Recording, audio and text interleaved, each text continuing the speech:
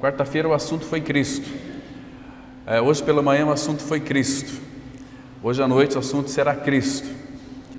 1 Pedro 1, versículo 8, a palavra diz assim: a quem, não havendo visto, amais, no qual não vendo agora, mas crendo, exultais com alegria indizível e cheia de glória.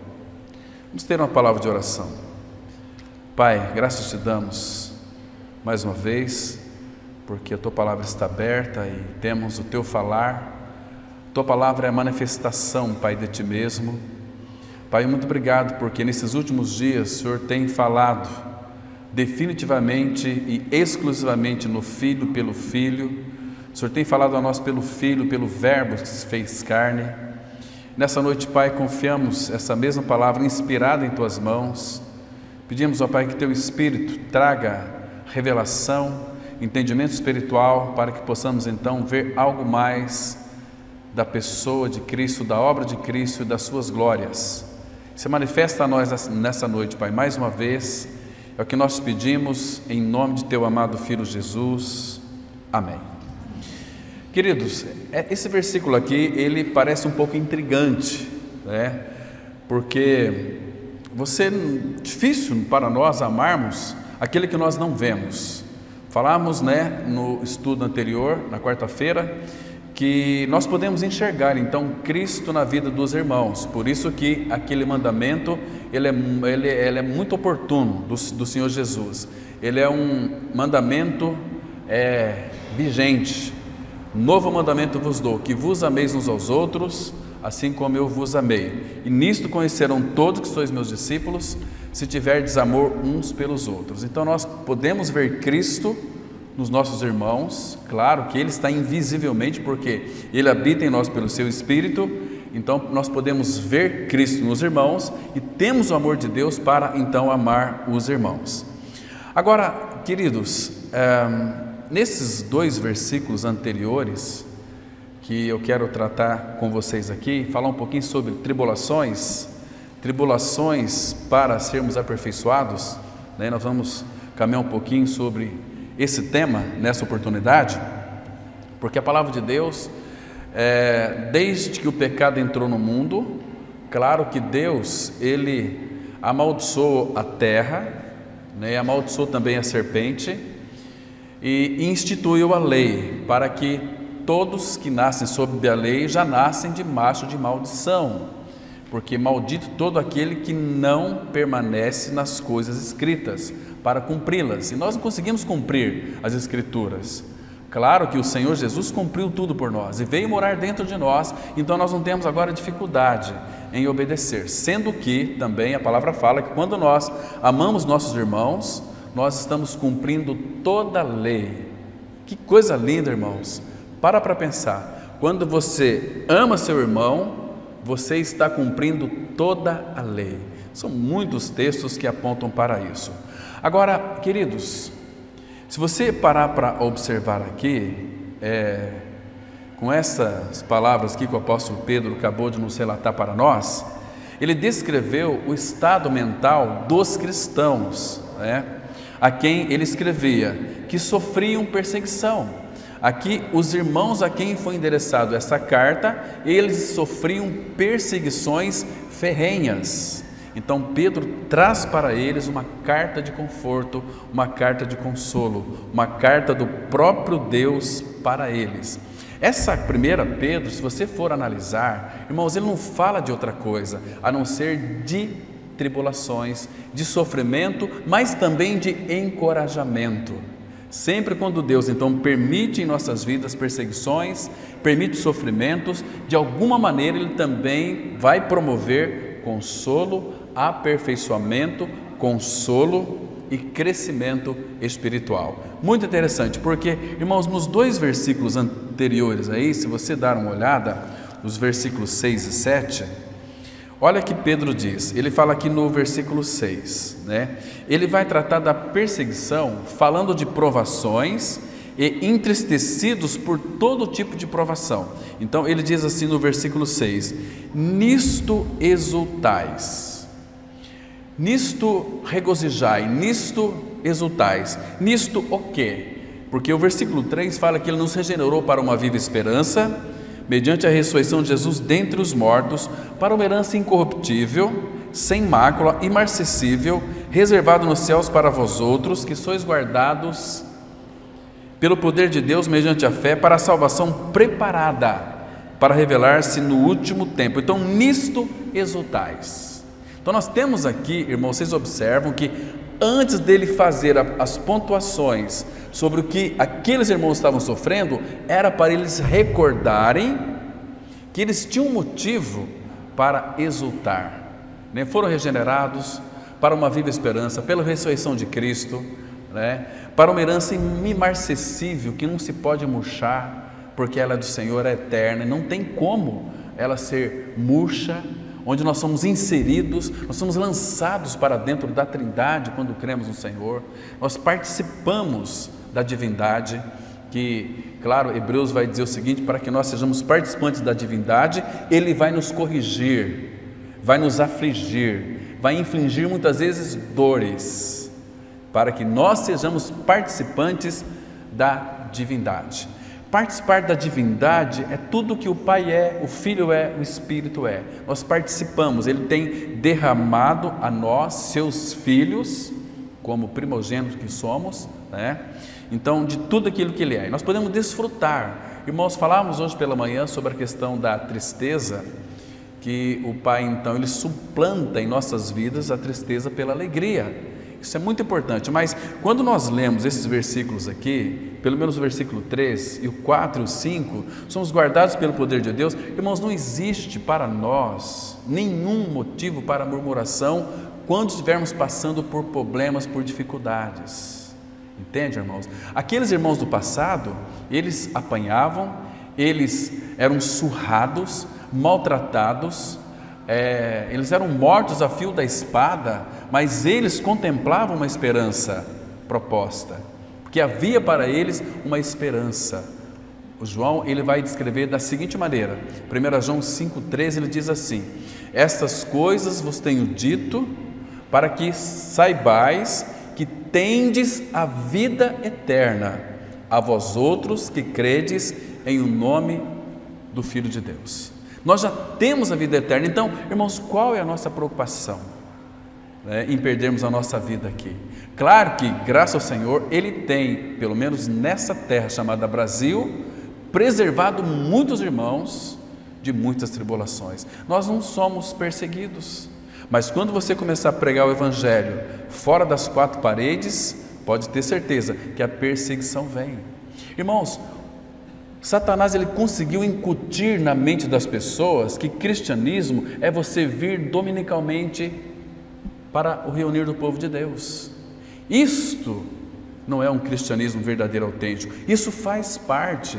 É aqui que vamos adorar o Senhor juntos, ouvir a palavra, ter comunhão uns com os outros, é maravilhoso. Mas, irmãos, o nosso culto da vida começa do portão para fora. Quando nós saímos lá para fora, é no nosso trabalho, no nosso dia a dia, é expressar Cristo. Estão me compreendendo, irmãos? Então, quando de fato você expressa Cristo, você prega Cristo, você vive Cristo, você será perseguido. Por que nós sabemos? Paulo, ele disse assim, 2 Timóteo: todo aquele que quiser viver piedosamente em Cristo serão perseguidos. Agora, quando nós não vivemos piedosamente em Cristo, irmãos, o mundo não vai perseguir aquele que pertence a Ele.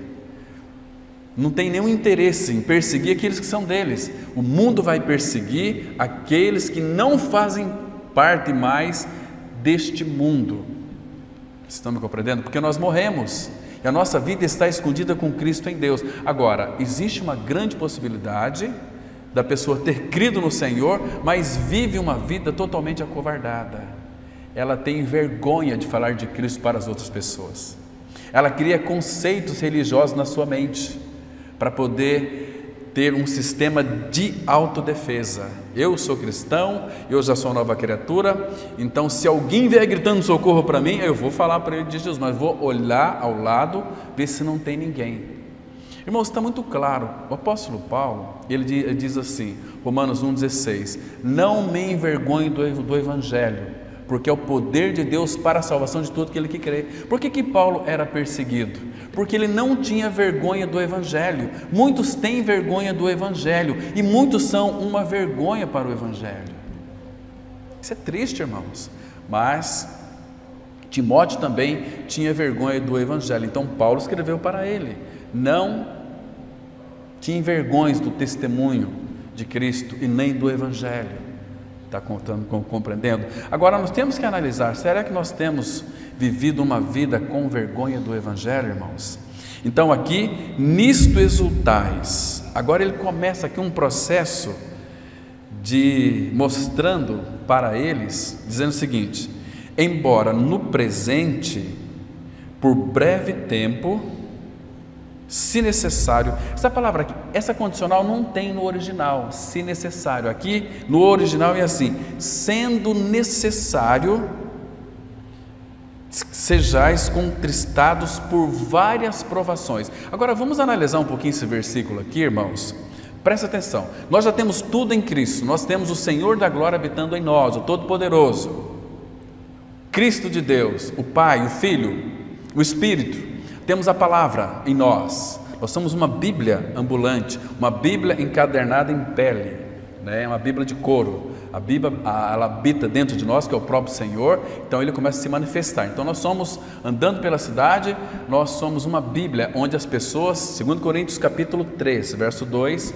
Paulo diz assim, vós sois a nossa carta, escrita, conhecida e lida por todos os homens. Então os homens aí fora farão uma leitura da sua vida, por isso que parece que você não pode errar mais, né? Parece que quando você erra, mas não é lá, que lá não é um crente, né?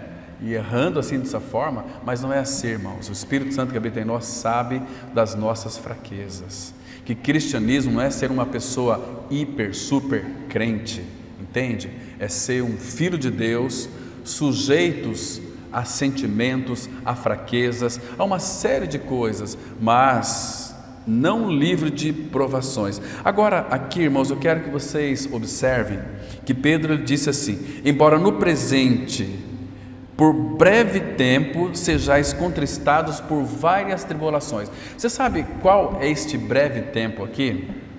Que breve tempo que é esse? É o breve tempo da sua vida. Enquanto você estiver na face da terra, com seus pés na terra, você será rodeado de perseguição e de tribulação. Mas onde é que está escrito isso? Deixa marcado aqui, nós já vamos voltar para cá. Abra em 2 Tessalonicenses, a Bíblia ela é tão clara em mostrar isso para nós. Vamos descobrir aqui qual é este breve tempo. 2 Tessalonicenses, segunda carta de Paulo aos Tessalonicenses, capítulo 1. Aí ela vai mostrar aqui no versículo 7, irmãos, que coisa interessante. Ele diz assim, eu vou ler o 6 também para a gente pegar o contexto que ele é fundamental para termos um entendimento mais acurado do que a Bíblia está dizendo. Então, 2 Tessalonicenses 1,6 diz assim, se de fato é justo para com Deus que Ele dê em paga tribulação aos que vos atribulam. Agora, olha o versículo 7. E a vós outros, que sois atribulados, alívio. Opa, nós vamos ter alívio. Alívio juntamente conosco. Sabe aquele por breve tempo? É quando do céu. Quando que vamos ter alívio das tribulações? Quando do céu se manifestar o Senhor Jesus com os anjos do seu poder. Está vendo aqui? Então, volta lá para 1 Pedro, por breve tempo, este breve tempo é até a volta do Senhor Jesus Cristo. Então você, irmãos, esquece essa ideia que você, agora que você é um filho de Deus, uma nova criatura, você vai deixar de ter problemas. Muito pelo contrário, você foi matriculado na escola da tribulação. Ele lhe matricula para que você então agora possa fazer uma pós-graduação e depois um mestrado, depois um doutorado. O doutorado significa que você está pronto para ir para a glória, um homem e mulher maduro, tomado, cheio de toda a plenitude de Deus. Então, o versículo 7 agora, por várias provações, para quê? Observe, esse para quê, irmãos, o Espírito Santo faz todas as coisas com um propósito. Nada, ele não permite nada para nós que não tenha um propósito, para que, uma vez confirmado o valor da vossa fé, muito mais preciosa do que o ouro perecível, mesmo apurado por fogo, redunde em louvor, glória e honra na revelação de Jesus Cristo. Aí ele diz: a quem não havendo visto, a mais. Isso é maravilhoso, irmãos. Então, o grande desígnio de Deus, o Pai, em todas as tribulações que sobrevêm ao seu povo, é trazer-nos mais perto dele mesmo. Então, por que Deus permite na nossa vida sofrimento? Para nos levar mais perto dele. Parece que quanto mais tribulação, mais perto vamos chegar do Pai. Porque, irmãos, quem pode nos socorrer a não ser o Senhor? Às vezes nós nos esquecemos dele. Então ele envia uma dor, envia uma tribulação, envia um problema, aquilo nos fere, nos machuca, nos angustia, nos aflige. Então nós vamos recorrer ao Senhor. O nosso Deus é muito sábio, ele é muito prático também, nunca se esqueça disso. Vida cristã, para ser vivida em realidade, quando Paulo falou lá em Filipenses 1:21, para mim o viver é Cristo, significa, irmãos, que o viver cristão é um viver prático, não é um viver teórico, não é uma utopia como os muitos pensam aqui, entende, irmãos? Mas graças ao Senhor que a nossa fé, uma vez que ela é passada pelas provas, ele diz assim, ela se torna muito mais preciosa do que o ouro perecível. Porque, irmãos, o ouro tem o seu valor, o ouro fala da natureza divina, mas aqui está falando deste ouro que é moeda, dinheiro, essas coisas que o povo busca, mas a fé, em que sentido ele está dizendo que ela se torna mais preciosa do que o ouro? Porque o ouro, ele já disse aqui, é perecível, mas a nossa fé não é perecível. A nossa fé, irmãos, quanto mais somos aperfeiçoados, mais a nossa fé vai redundar em quê? Em louvor, glória e honra na revelação de Jesus Cristo. Deixa eu colocar de uma forma bem prática, que isso acontece comigo muitas vezes. É assim, tudo bem, se de fato estamos passando por tribulações, claro, vamos buscar o Senhor, ter intimidade com Ele, uma vida devocional com Ele. Então, quando vem uma pré-tribulação, quando vem, você percebe que vai vir uma coisa ruim, primeira coisa que eu faço é me dirigir diante do Pai, crendo que Ele me ouve. A palavra fala assim em Hebreus 11, versículo 6, é necessário que todo aquele que crê, que se aproxima de Deus, creia que Ele existe. A fé torna a existência de Deus cada vez mais real, cada vez mais concreta em nós. Concreta. Paulo, ele disse assim, quando ele estava já na sua maturidade espiritual, partindo deste mundo, a vida dele foi oferecida por libação. Ele disse assim, eu sei em quem tenho crido. Ele vivia numa união plena com Cristo, uma união assim que era indissolúvel. Cristo era a vida de Paulo e era o viver de Paulo também. Nós podemos ter Cristo apenas como nossa vida, mas Cristo é também o nosso viver. Por isso que ele particulariza lá, para mim o viver é Cristo. Talvez para você o viver não é Cristo, você tem a vida de Cristo, mas não tem um viver de Cristo, não tem uma expressão de Cristo no seu dia a dia, no seu falar, nas suas atitudes, no seu trato com seu marido, com a sua esposa. Como tem sido, irmãos, o nosso tratamento? Então isto revela o quanto que nós temos de Cristo. Ah, irmãos, como é gostoso, e como é bom você encontrar um irmão ou irmã que também tem a pessoa de Cristo sendo formada nela, formada nele. É gostoso, você consegue expressar, há uma comunhão genuína, maravilhosa, graciosa, gloriosa. Ah, como nós precisamos disso. Mas, irmãos, mas também nós temos a tribulação. A tribulação para nos provar. A tribulação vai depurando. Lembra quando Pedro, ele diz aqui no capítulo 2, versículo 1, se você está bem pertinho, você pode acompanhar aí. Ele diz assim: despojando-vos, portanto, de toda maldade, dolo, de hipocrisias e invejas e de toda sorte de maledicências. Então, irmãos, quando a tribulação nos atinge, uma forma de nós despojarmos isso, porque morremos com Cristo, essas coisas estão impregnadas em nós podemos despojar, mas se de fato isso está muito impregnado em nossa alma, Ele vai mandar tribulação, vai mandar um fogo da tribulação, para remover essas escórias de nós. Ele faz isso porque Ele nos ama, Ele precisa operar em nós a cruz para nos limpar, a palavra de Deus, porque Ele vai tratar na limpeza da alma com pelo menos 3 coisas. Lembra que Jesus disse lá, quando João capítulo 13, quando o apóstolo Pedro disse o seguinte, ele foi lavar os pés de Pedro e disse: Senhor, os meus pés você não vai me lavar. Pedro, se eu não te lavar, você não tem parte comigo. Senhor, então lava os pés e o corpo todo. Não, o corpo todo não é necessário, vocês já estão limpos pela palavra. Tiago, ele diz assim, capítulo 1, versículo 21, acolhei com mansidão a palavra em vós implantada, a qual é poderosa para salvar a vossa alma.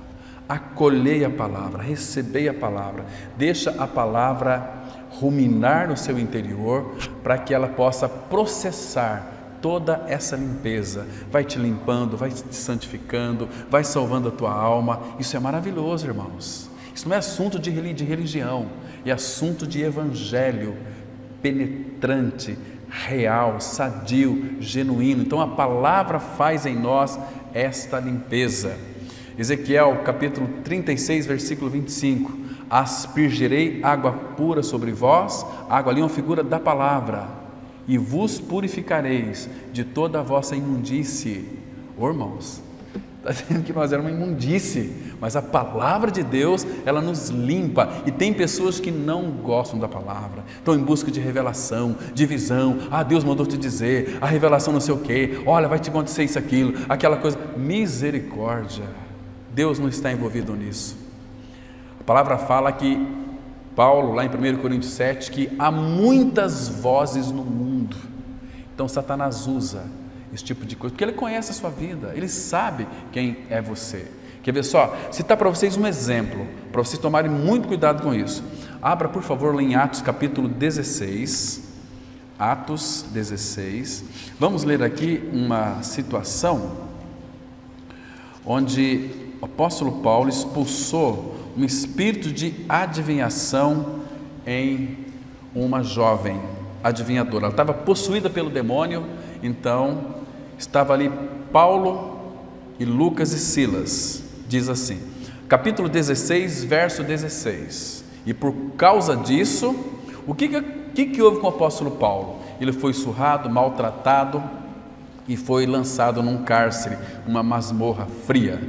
Diz assim, versículo 16: aconteceu que, indo nós para o lugar de oração, nos saiu ao encontro uma jovem possessa de espírito adivinhador, a qual, adivinhando, dava grande lucro aos seus senhores. Essa palavra aqui, adivinhador, é aquela mesma palavra que era usada lá para os profetas. Os profetas do Antigo Testamento do Senhor, eles eram chamados de videntes.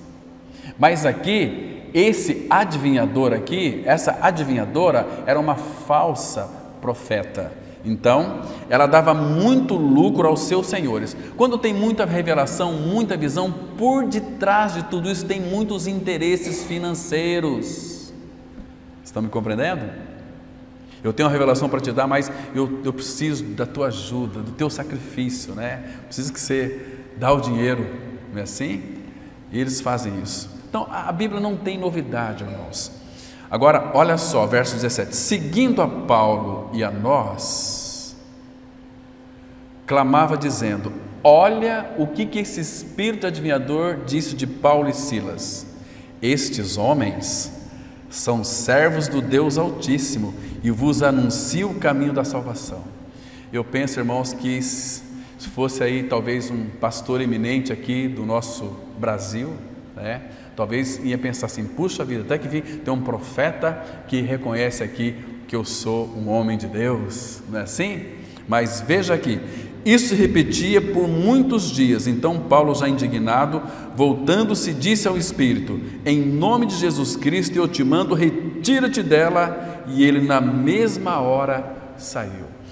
Olha o que esse espírito, aqui esse espírito maligno disse coisas ruins para o apóstolo Paulo? Não, o que foi que ele disse? Olha o versículo 17: seguindo a Paulo e a nós, clamava dizendo: estes homens são servos do Deus Altíssimo e vos anunciam o caminho da salvação. Mas como que Satanás sabia que Paulo e Silas eram servos do Deus Altíssimo e que anunciavam o caminho da salvação?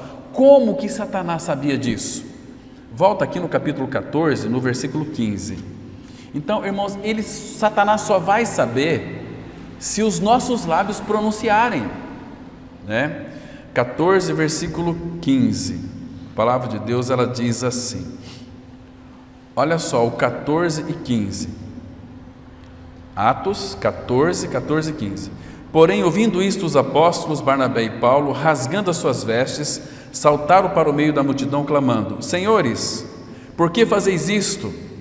Olha o que eles falaram, Paulo e Barnabé: nós também somos homens como vós, sujeitos aos mesmos sentimentos, e vos anunciamos o Evangelho para que dessas coisas vãs vos convertais ao Deus vivo, que fez o céu e a terra, o mar e tudo que neles há. Então Satanás pegou essa palavra, guardou para ele e no momento oportuno falou: estes são servos do Deus Altíssimo e vos anuncio o caminho da salvação. Mas não falou o Evangelho, o caminho da salvação. Está vendo, irmãos? Então cuidado com quem você conversa no telefone, cuidado com suas conversas ocultas.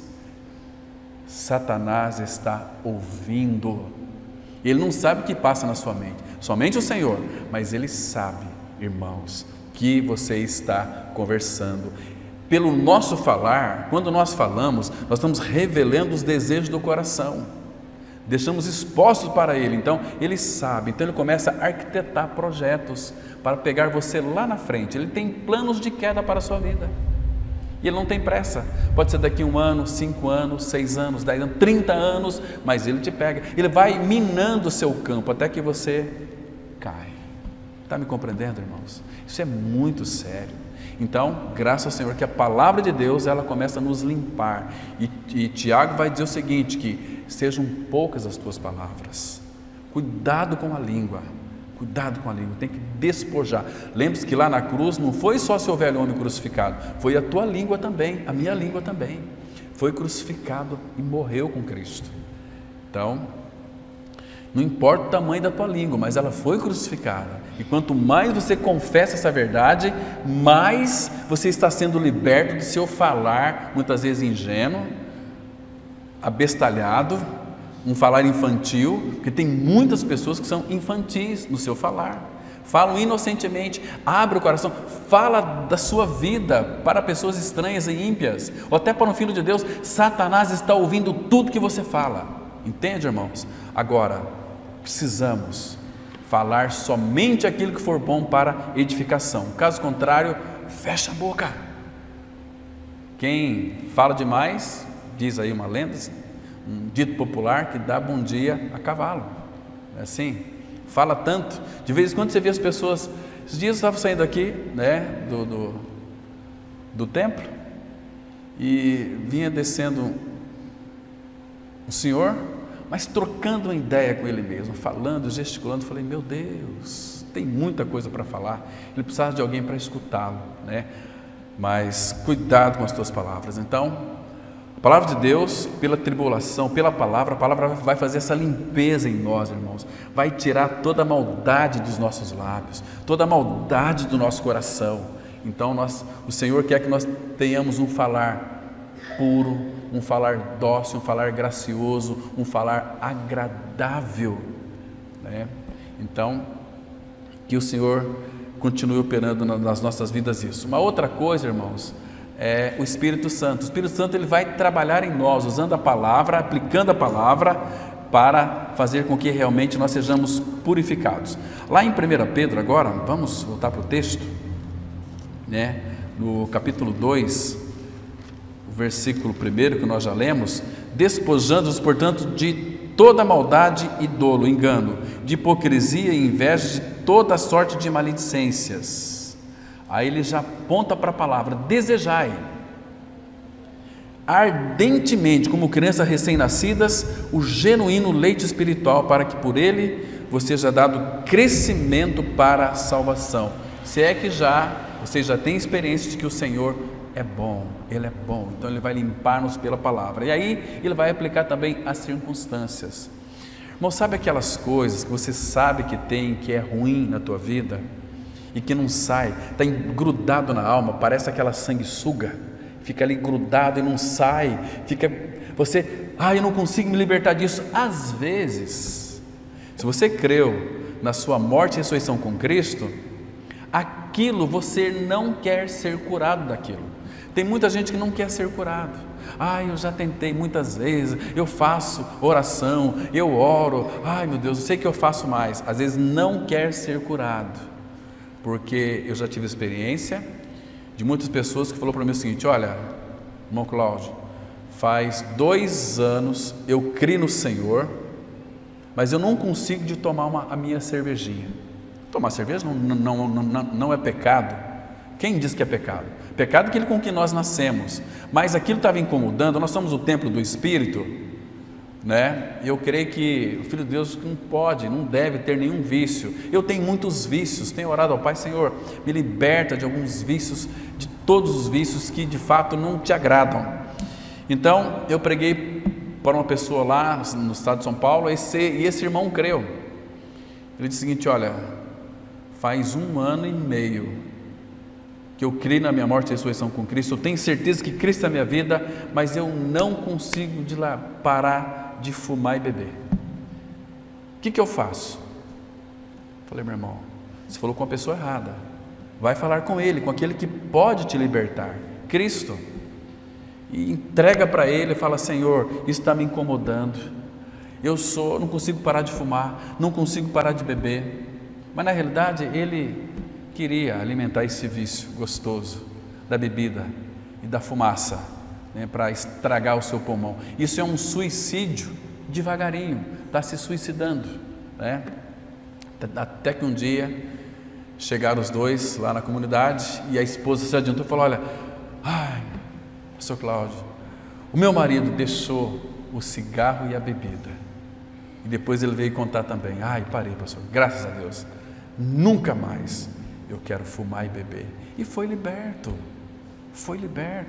deste mal. Agora, nós queremos despojar, irmãos, quando nós insistimos em não querer que Ele opere esse despojamento também, aí Ele vai trazer a tribulação, Ele vai trazer o sofrimento. Abra aqui em 1 Pedro capítulo 4, versículo 10.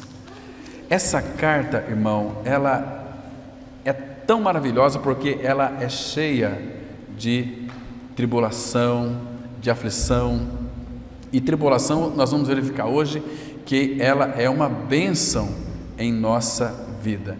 Em primeiro lugar, que nunca se esqueça que você tem a graça para todas as tuas dificuldades. Não se esqueça disso. É o versículo 10 do capítulo 4 que diz assim: olha, servi uns aos outros, cada um conforme o dom que recebeu, como bons despenseiros da multiforme graça de Deus. Então essa palavra multiforme no grego é multifacetada, que significa ela tem muitas formas, tem muitas cores, ou seja, a graça de Deus ela é infinita. Então, se ela é multiforme, ela tem muitas formas e ela tem para cada uma das nossas necessidades uma forma de sermos tratados pela graça.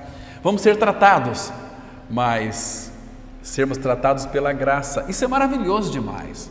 Então Ele mostra para nós, e pela graça, a graça é o suporte que nós temos para nos libertar daquilo que nos aflige, daquilo que nós amamos tanto, que desagrada tanto o Senhor.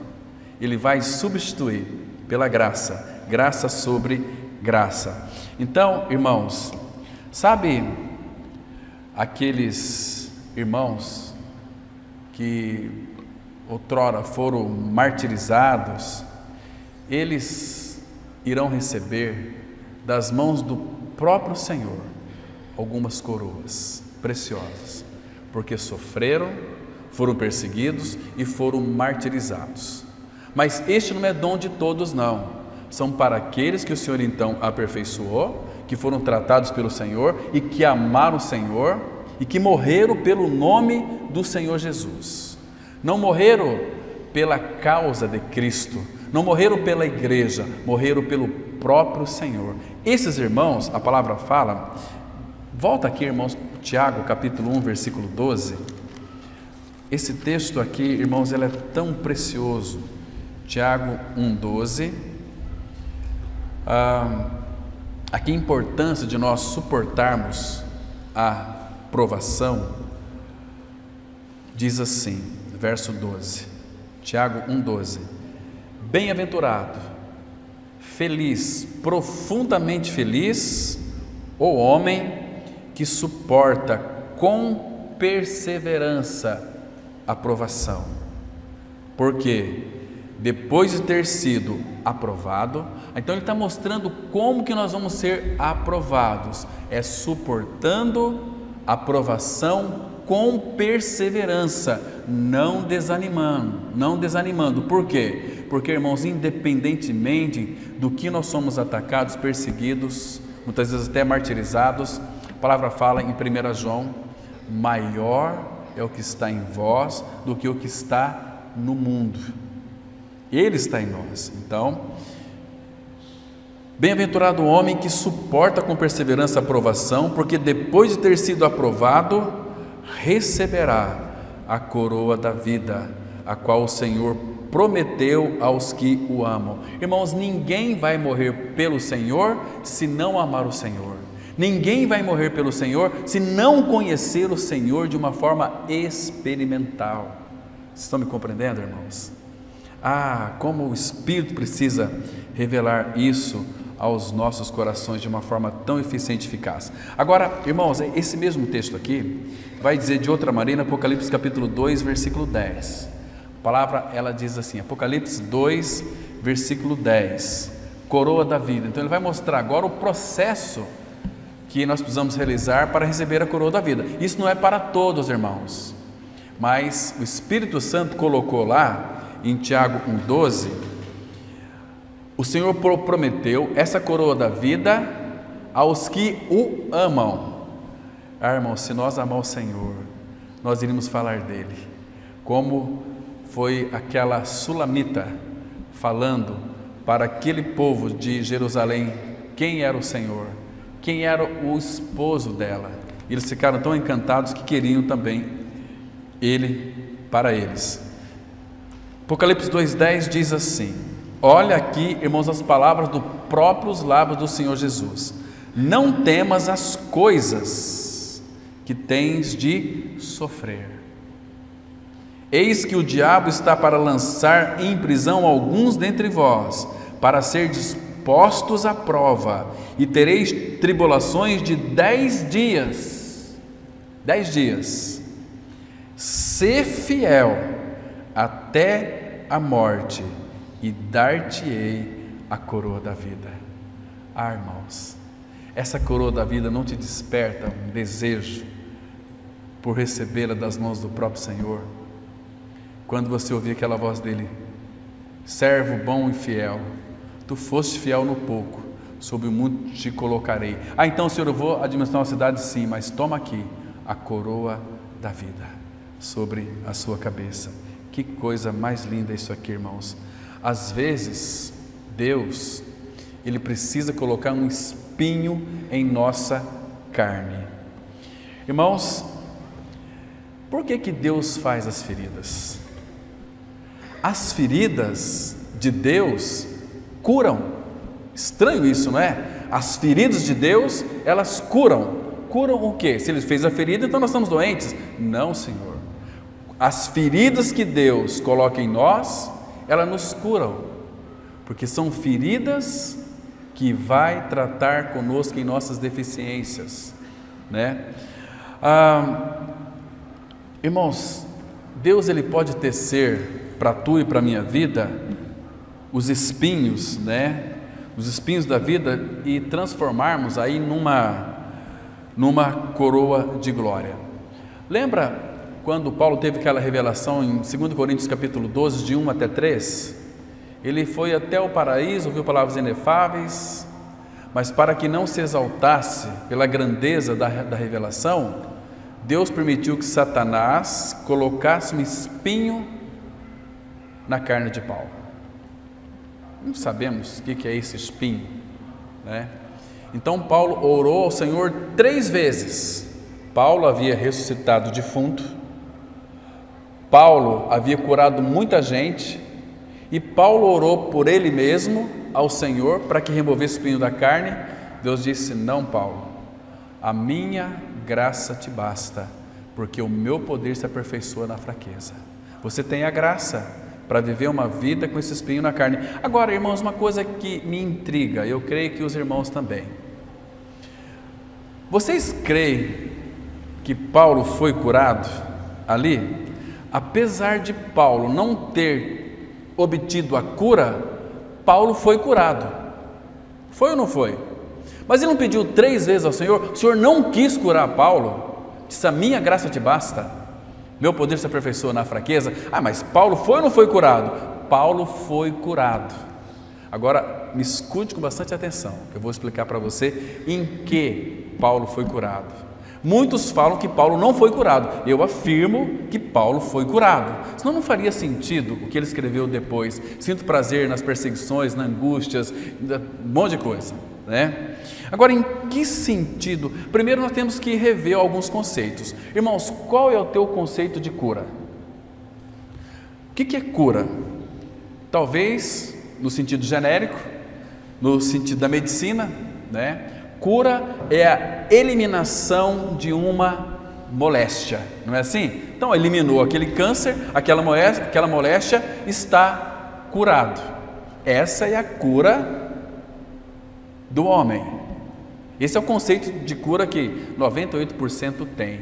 Mas Paulo, ele foi curado aqui ou não foi curado, né? Mas irmãos, na realidade, cura, segundo Deus, não é a eliminação de uma moléstia, mas ter alguém com A maiúsculo. Irmãos, a cura aqui que Paulo obteve não é ausência de fraqueza, mas a presença de poder, porque Paulo tinha no seu interior o Todo-Poderoso. O Deus Todo-Poderoso habitava no interior de Paulo. Então, você acha, irmãos, que Paulo foi ou não foi curado? Claro que Paulo foi, né? Mas ele permaneceu com espinho na carne, mostrando para nós que neste mundo nós vamos ter dor, vamos ter sofrimento, mas o que nos espera? Abra em 1 Pedro capítulo 5, versículo 10. Olha que versículo glorioso aqui, irmãos. A palavra diz assim, 1 Pedro 5, versículo 10. Olha que texto impressionante. Diz assim, 1 Pedro 5, verso 10. Ora, o Deus de toda a graça, que em Cristo vos chamou a sua eterna glória. Você é chamado para a glória eterna, eterna glória. Ele nos chamou, não é que Ele vai nos chamar. Diz assim, ora, o Deus de toda a graça, que em Cristo vos chamou a sua eterna glória. Agora, quando é que nós vamos para a glória? Quando é que nós vamos adentrar aquela glória? Depois do quê? De ter sofrido por um pouco. Ele mesmo, neste sofrimento, Ele mesmo vos há de aperfeiçoar, firmar, fortificar e fundamentar. Está vendo, irmãos? Que coisa linda aqui. Sabe como é que o apóstolo Pedro termina, encerra esta carta? No versículo 12 ele diz assim: por meio de Silvano, que para vós outros é fiel irmão, como também o considero, vos escrevo resumidamente, exortando e testificando de novo que esta é a genuína graça de Deus, nela estáis firmes. Irmãos, qual que é a graça genuína de Deus? Tem uma graça que nós fomos salvos, pela graça sois salvos mediante a fé, essa é uma graça fundamental, mas nós podemos obter esta graça que Pedro fala aqui em 2 Pedro 3, verso 17, crescei na graça. Como nós vamos crescer na graça? Para obtermos uma graça genuína, leia 1 Pedro, são 5 capítulos, ele não vai falar de outra coisa a não ser de tribulação, sofrimento, perdas, tribulação, dor, misericórdia. Então esta é a genuína graça de Deus. Você está vendo, irmãos, que cristianismo não é um mar de rosas, cristianismo é uma bênção. Nós fomos abençoados em Cristo com toda sorte de bênçãos espirituais, mas cristianismo envolve todo esse sofrimento, que traduzido significa levando sempre e por toda parte o morrer de Jesus. Caminho da cruz, quem quiser vir após mim, Lucas 9, 23, a si mesmo se negue, dia a dia tome a sua cruz e siga-me. Irmãos, este é o cristianismo verdadeiro, autêntico, sem máscara. Sem isto, irmãos, a nossa vida cristã é uma vida tão somente religiosa. O Senhor tem nos chamado para uma vida de cruz, porque na cruz, no primeiro aspecto, Ele destruiu a nossa velha natureza. A velha natureza nossa era um pacote que tinha ali o que? Medos, temores, terrores, aflições, uma série de coisas, né? Envolvia tudo que você possa imaginar. Foi crucificado e morto com Cristo. Este velho homem, Jesus levou o meu e o seu lá na cruz sozinho. E aquele lagar, Isaías fala que ele pisou sozinho, mas no caminho da cruz, ele chama você para tomar a cruz. Ele faz um convite: quem quiser vir após mim, a si mesmo se negue, dia a dia tome a sua cruz e siga-me. Irmão, muitas vezes a tribulação na nossa vida é o cão pastor de Deus que Ele usa para nos fazer voltar ao seu aprisco. Tribulação é uma bênção, irmãos. Tribulação é uma bênção. Vamos dar uma olhada aqui, e a palavra fala que Ele faz de tudo, Ele cogita meios para que a gente jamais saia da presença dEle. Vamos abrir em 2 Samuel, capítulo 14, versículo 14. 14, segundo livro de Samuel. 2 Samuel, capítulo 14, versículo 14. Que versículo maravilhoso nós temos aqui, irmãos. Olha que interessante. Diz assim, segundo livro de Samuel, capítulo 14, versículo 14. A palavra de Deus, ela diz assim.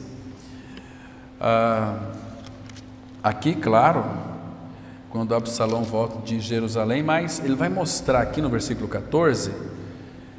Esse versículo me empolga demais, porque é um versículo tão maravilhoso. Deus diz assim: porque temos de morrer e somos como águas derramadas na terra, que já não se pode juntar. Temos de morrer, pois Deus não tira a vida, mas cogita meios para que o banido não permaneça arrojado de sua presença. Essa palavra aqui, arrojado, no hebraico é nadak. A palavra nadak, ela significa não sejam expulsos. Então Deus cogita meios, maneiras, para que nós não sejamos expulsos da presença dEle. Que coisa linda, irmãos, que Deus maravilhoso nós temos. Então, irmãos, só para nós encerrarmos, o nosso grande mestre, ele escreve muitas lições brilhantes no quadro negro da aflição. O propósito das provações da vida é a edificação, não o nosso prejuízo. Então vamos encerrar aqui em 2 Pedro, capítulo 1, versículo... vamos ler de 1 a 4. 2 Pedro, capítulo 1, de 1 a 4, e aí nós vamos encerrar. Olha que coisa preciosa nós temos aqui. Então Pedro está escrevendo sua segunda carta, ele diz assim, 2 Pedro 1, verso 1, vamos ler os 4 primeiros versículos. Simão Pedro, servo e apóstolo de Jesus Cristo, aos que conosco obtiveram fé igualmente preciosa. Irmãos, fé preciosa é uma fé genuína. Fé preciosa, ela é mais preciosa do que o ouro, que ele falou lá que nós já lemos na sua primeira carta. Fé preciosa é uma fé que você pode obtê-la, sendo provado, sendo perseverante e passando pelas provações, dando glória a Deus. E aí ele diz o seguinte, que obtiveram fé igualmente preciosa na justiça do nosso Deus e Salvador Jesus Cristo, graça e paz vos sejam multiplicadas no pleno conhecimento de Deus e de Jesus Cristo nosso Senhor. Agora veja aqui o verso 3, visto como pelo seu divino poder nos tem sido doada todas as coisas que conduzem à vida e à piedade. Irmãos, o que vai lhe conduzir, eu e você, e a vida e a piedade? Ele diz que já providenciou, já nos foram doadas todas as coisas. Então aqui também não esquece de que todas as coisas envolvem também tribulação e sofrimento na sua e na minha vida.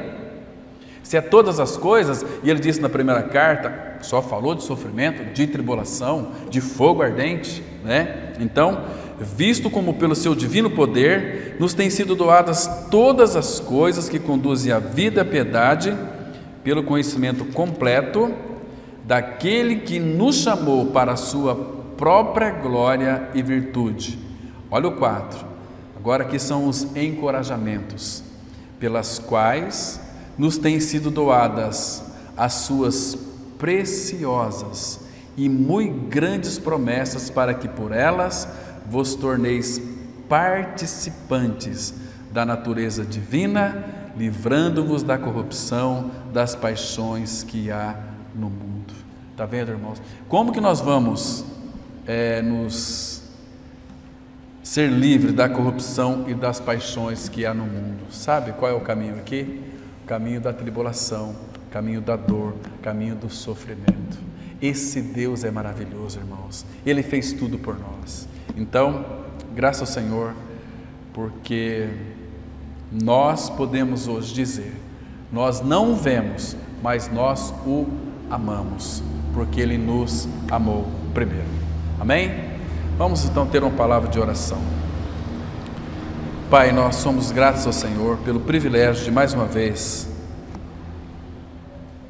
ter a Tua palavra aberta e meditar, ó Pai, nos textos que o Senhor tem trazido pelo Teu Espírito em nossos corações. Pai, continue nos aperfeiçoando por misericórdia e com misericórdia, porque nós somos gente doída.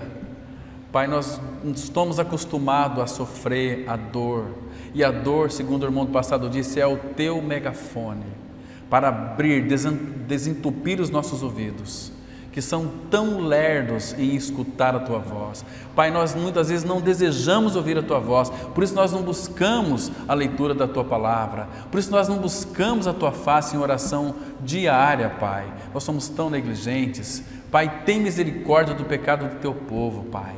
O Senhor já nos libertou na cruz em Cristo, leva-nos para aquele que é perfeito, mostra, Pai, toda essa realidade da Tua palavra que foi exposta nessa noite, para que nós sejamos homens e mulheres que venham verdadeiramente sermos perseverantes e não murmurantes em toda a nossa tribulação que iremos enfrentar nesta vida, neste mundo, Pai.